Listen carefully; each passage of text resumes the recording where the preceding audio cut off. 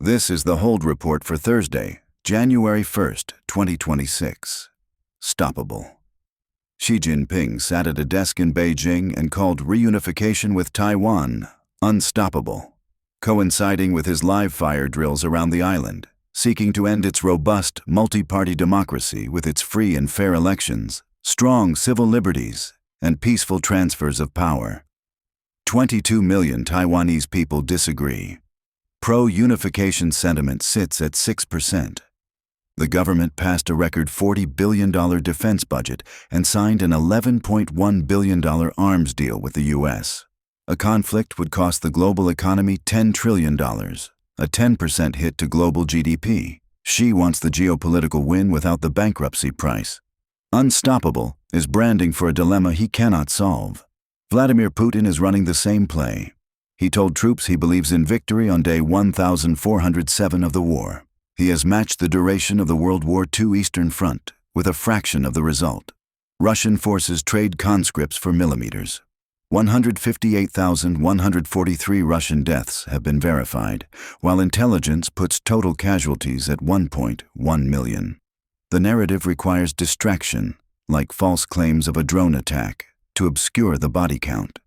In the U.S., Donald Trump announced the withdrawal of National Guard troops from Chicago, Los Angeles, and Portland.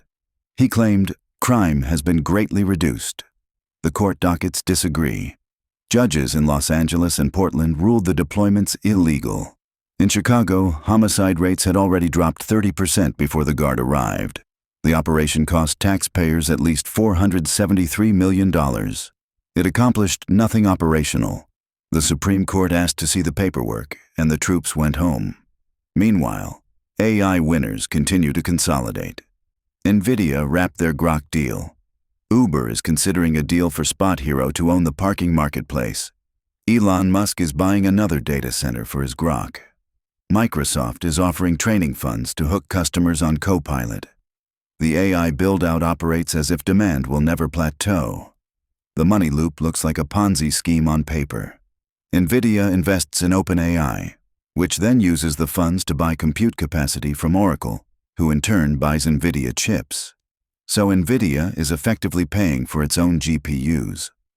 The AI boom, responsible for much of this year's GDP gains, is self-perpetuating, reliant on future demand that may not materialize. Analysts predict that this scheme may face headwinds. The speculation is loudest on the blockchain. Trump media announced a non-transferable token for shareholders. The terms are specific. The tokens are non-transferable. They function as loyalty points for streaming perks.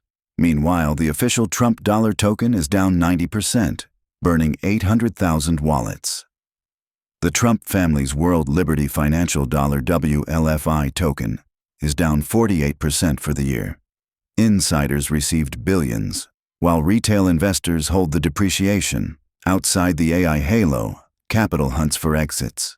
Saks is preparing for bankruptcy after missing a debt payment. Apple is cutting Vision Pro production. Activists are demanding breakups, pushing companies to line up $1 trillion in asset sales. The rest of the world kept turning. A fire at a Swiss ski resort killed dozens.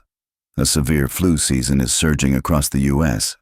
Saudi Arabia is quietly lifting its alcohol ban for rich foreign expats in Riyadh, ending a policy from the 1950s. Xi and Putin are banking on the mechanic that just failed in Chicago. Declare the outcome and hope the volume hides the math. Trump claimed law and order, but suffered a procedural defeat. Beijing claims history is a law of nature. Moscow claims victory is a matter of time. But as Washington learned, you can only occupy the narrative for so long before you have to clear the street. Here's to the power of democracy, justice, and hope. Happy New Year.